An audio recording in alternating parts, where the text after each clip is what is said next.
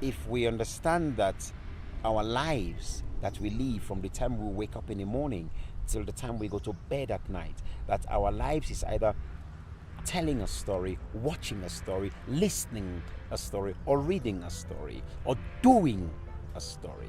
That's what our lives is really all about.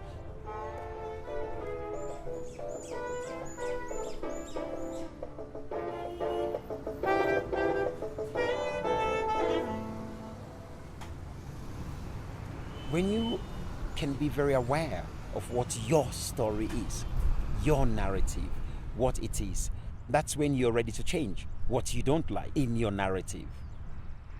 I am Usifu Jalloh, otherwise some people call me the Cowfoot Prince. I am a storyteller. I see myself as an architect of social change and cultural awakening. Before I came to Colombia, I told one of my best friends that I was coming to Colombia. The first thing he says, be careful so that they don't kidnap you.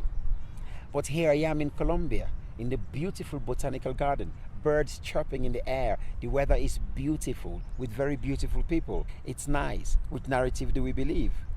You see, my country, Sierra Leone, went through a war narrative over 10 years. And the story is told all over the world. And then we realized that we don't like that narrative. So we had peace. The press tells a story, and here we go again.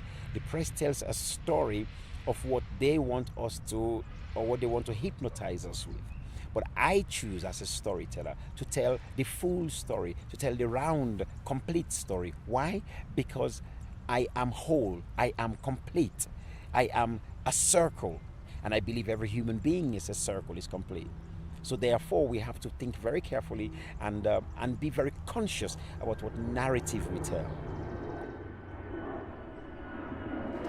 So your first movement that you're doing, you're going there, that's you look at yourself in the mirror. Yeah? So they say, before you step out of your house, check yourself before you wreck yourself. When you step out, you put the best of you forward.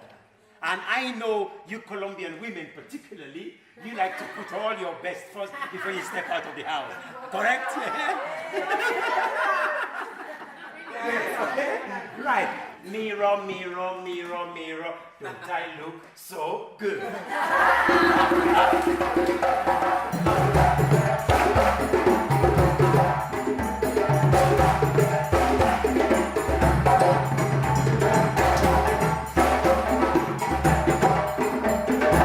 So that's the first symbol. And then from there, this next movement is about generosity.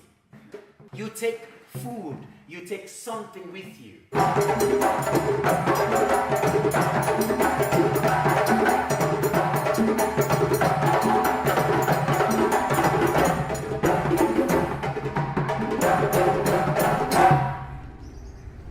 The key to the emotion is rhythm, it's music. The key to opening the mind is emotion. Our whole body is rhythm. Your heart is beating rhythmically. When your heart misses a beat, you know it. I listen to the drum as the drummer listens to the songs, and the drummer watches the dances. Everything is closely knit together. Every dance we do tells a story. Every drumming we do tells a story.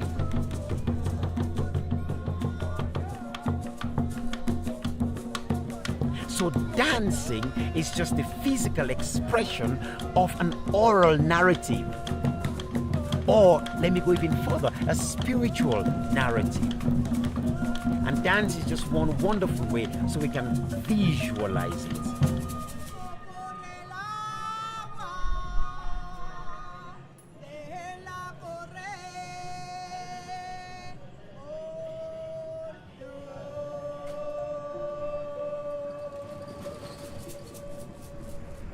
Jack and the Beanstalk is a very interesting story. Who is Jack? Who is the giant?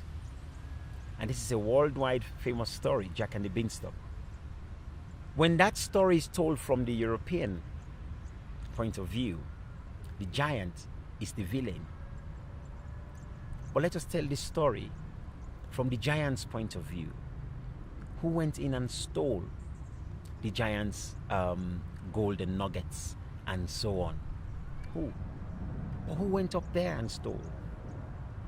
So when we look at the narratives that has been told to us via the neo-colonialism, we got to check that Colombia's narrative, Argentina's narrative, Peru's narrative, Sierra Leone's narrative, and on and on and on and on.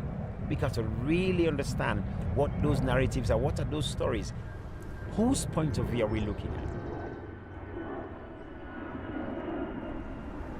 We think many times that we're so educated and we go into communities and we don't respect their culture.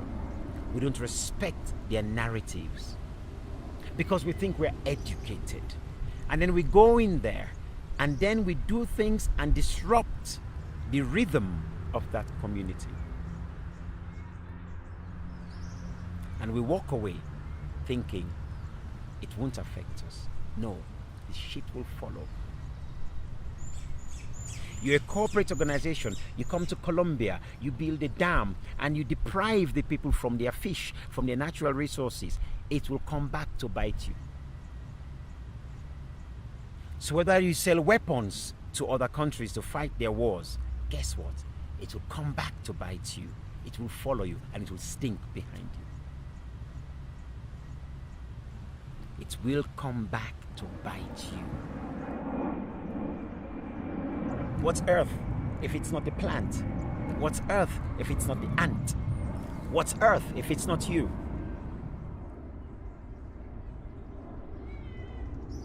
You cannot say the leaves are beautiful and then you say the root is ugly.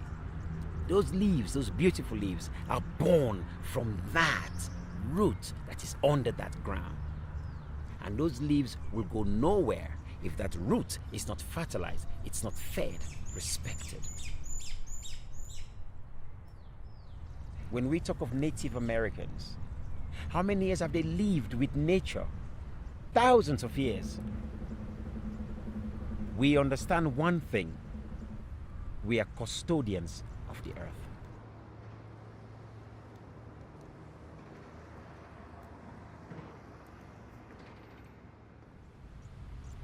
I strongly believe that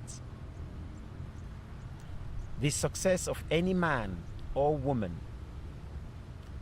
the success of every nation, is entirely dependent on the narrative that they believe. Entirely depends on that narrative. What are you being? What are you believing?